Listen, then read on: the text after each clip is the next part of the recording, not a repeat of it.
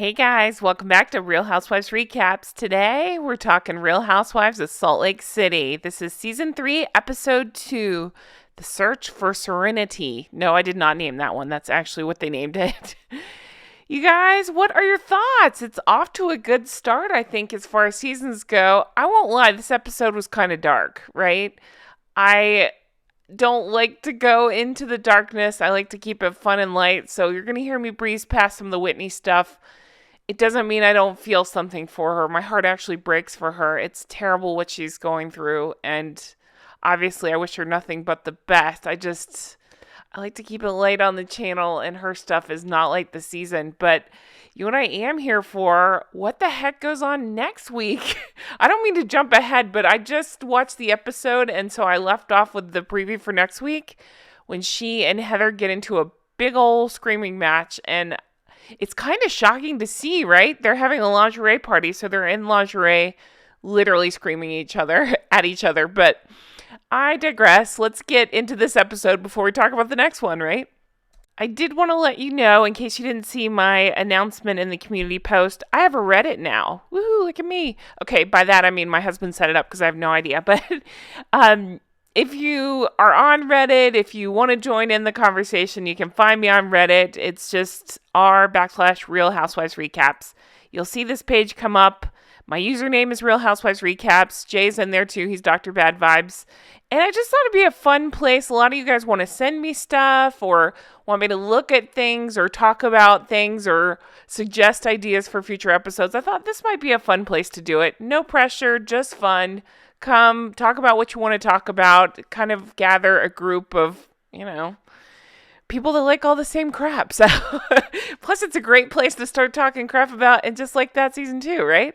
Anyway, join me over there if you want. No pressure. Just come in, say hi, whatever you want to do. And I'm there. I just want to let you know that it is a thing now. So let's get into this episode. So here's my general thoughts, because this beginning part actually really ticked me off. So I'm just going to talk right through it. First of all, it starts off, our first scene is Meredith and Seth. If I lose, you're going to give me a 3-hour massage. Wait, what? I must have written that down wrong. Something about a 3-hour massage. Who cares? I cannot with Meredith and Seth. I don't need Seth on my TV. I actually don't need Meredith either. But if we're going to go with the cast, fine, whatever. I'll take Meredith. But no thank you on Seth. He and his stupid hat. No thank you on that. Heather was packing. Her daughters are giving her a hard time. I like her daughters. I really liked Heather this whole episode, actually. I found her to be the hilarious, us. You know what I mean? Like, speaking her truth. My favorite is when she says later on about, God, I don't remember the exact quote, but it was basically like, man, all this healing makes me hungry. That's so something I would say, where they'd been crying so hard, but then they dive into a charcuterie board. That is so something I would do, and I love her for that. I really struggled with this part of the episode, you guys. I understand why Jen is on the show for the drama of it all, because, we kind of have to follow her storyline through, right? But I don't feel sorry for her. I don't. I guess as a mother, I can feel a little bit sorry because I worry, I feel sorry for her boys, but it's bullshit, right? It's bullshit. She's pled guilty now. So I don't think you can, I don't know what the word is, allegedly. Well, she's pled guilty, so I don't even know if I have to say allegedly anymore, but just in case, allegedly commit some crimes and then feel sorry for yourself when the consequences catch up to you. It's the same beef I have with Erika Jayne. I don't think so. So I had Googled it during this episode because I was curious about Jen, and it looks like November 28th is scheduled for when they'll figure out what, I guess it's her sentencing scheduling.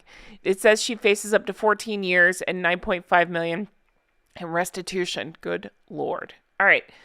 I just hate the Jen scene so much because not only is she feeling sorry for herself, I feel bad for her mother. You could see it all over her mother's face. She's in so much pain for her daughter.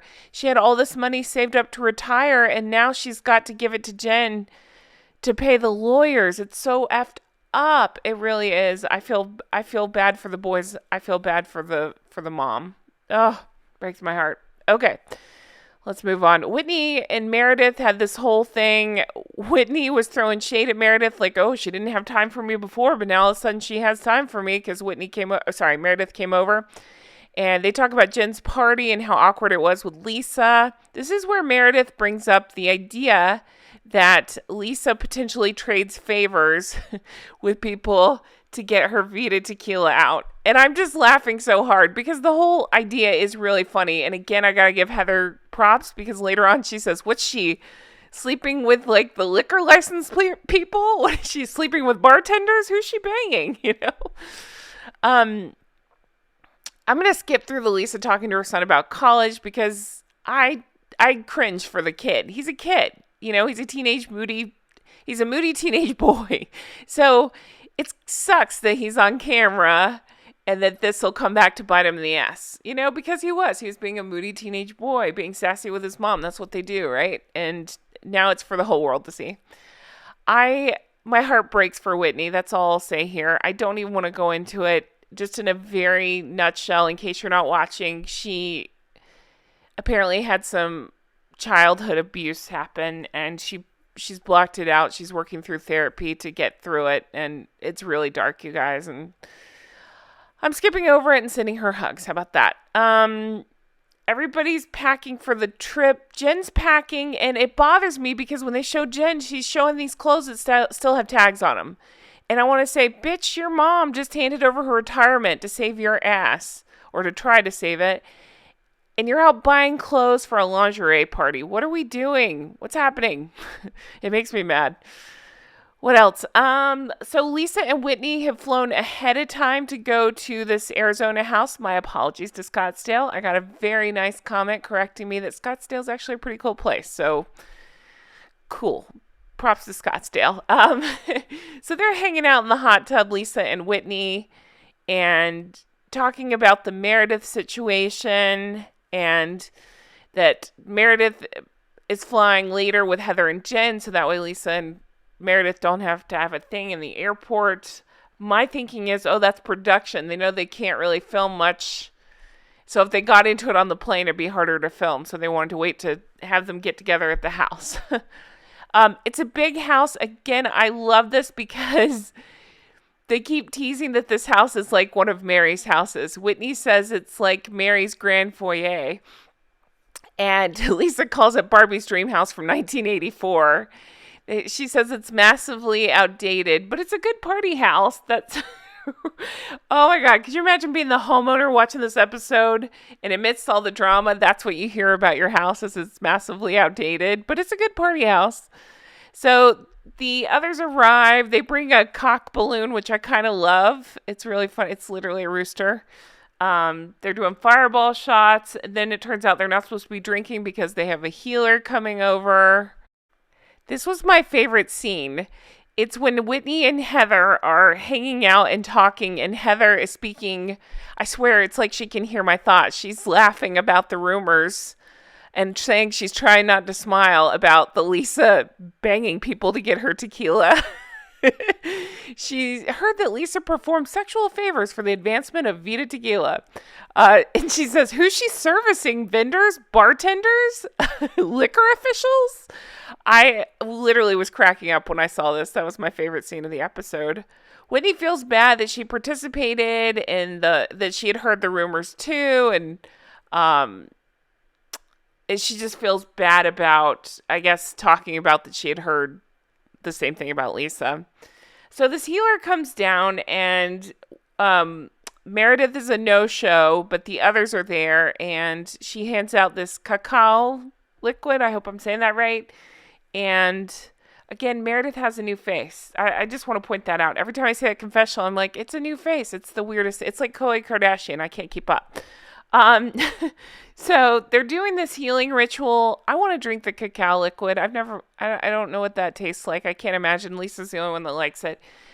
It is a sweet moment. I'm making jokes, but it's a nice moment, to which Heather says she needed a Costco-sized box of Kleenex. But each of them talk about things that they want to release, things that They want to overcome. I do like what the healer says. It says, remember what you're releasing. You are not what happened to you. It doesn't define you. That's fantastic. I thought that was very well said, and that's my takeaway from this. So if you're hearing this and it applies to you, think about that. You are not what happened to you. It does not define you. Okay. Meredith finally shows up, and I'm sorry about being late. That's my Meredith. She had anxiety and she's not feeling safe. She's very much triggered by the last trip. So I mentioned last episode, I dipped out last season. I didn't actually finish it. So what the hell is she talking about? She's saying her father's death was weaponized against her. What is that a thing? Did that happen? What? Or is Meredith just being Meredith? I just am not a fan of her this season. She and Jen, no wonder they're friends. They have the same sucky personality. I don't know. I felt for Lisa. I know she got herself into this mess, but I did. She seemed like she was trying. She was crying. To her point, they were friends for 10 years. She effed up royally once, and now she's cut out. So I do kind of get, I don't know why I have a soft spot for Lisa, but I do. It might be my addiction to Diet Coke too. So... But I don't know. I felt for Lisa. Lisa got upset. She walked away, but Heather goes to talk to her and says, it's going to be okay. Come back here. Nothing will be resolved tonight. It's going to be okay. The shaman suggests that at dinner they keep the conversation going. So they all sit down at this table, and I want to eat everything on the table. Everything looks so good. They have these big salads. They have these big charcuterie plates. I really want to eat them.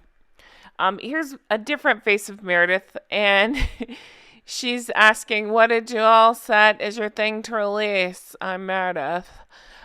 Whitney she talks again about struggling with her childhood. Everybody's shocked to hear about this. They call her brave. And Jen talks about her jail stuff. And that's how the episode ends. Very emotional episode, but I'm still here for it. I am very excited to see what the heck happens next week, because it looks like that Whitney and Heather start to deteriorate, and we can't have weather breaking down. I need them to stay friends, because they're like the old Muppets and I'm not calling them old, but I'm saying they're like those Muppets. What are they? Waldorf and Stadler, whatever their names are, that just tell jokes in the balcony of the theater. That's who they are for me. They're telling jokes about this Vita Tequila thing, and I find it hilarious. So I need those two to reconcile. But anyway, that's it for me. Guys, thanks so much for watching. I really appreciate it. Let me know if you want to stick with this. I'll be honest and transparent. I am enjoying the season. For some reason, I cannot get traction on this franchise, meaning nobody wants to watch it. I know you guys are here, but I'm saying, like, it's weird. So I'll stick with it if you want. You just got to let me know if it's something you're into. Otherwise, I might dip in and out. I'm not sure yet. We'll see. But what else? Find me on Patreon, Real Housewives Recaps, for in-depth looks at episodes of Sex and the City. I had a lot of fun breaking that down. You guys, if you missed it, you have to go watch my And Just Like That Season 2 video I put out last night. I cracked myself up. I laughed the whole time. It's a lot of fun. They released pictures from the set, and it looks even worse than Season 1, if that's possible. Had so many funny comments there. Thank you all who commented. Check out the Reddit. I think this will be fun. Again, it's just somewhere for us to gather and talk crap. I'm all about that. But I'll keep reading and, talking in the comments here too. So don't worry. If you're not on Reddit, it's no big deal. It's just a fun place to suggest, show ideas and send me memes and whatever else you want to talk about. We can start it in Just Like That thread, all that stuff. I think it'd be a lot of fun. Guys, thanks for everything. I really appreciate every single one of you.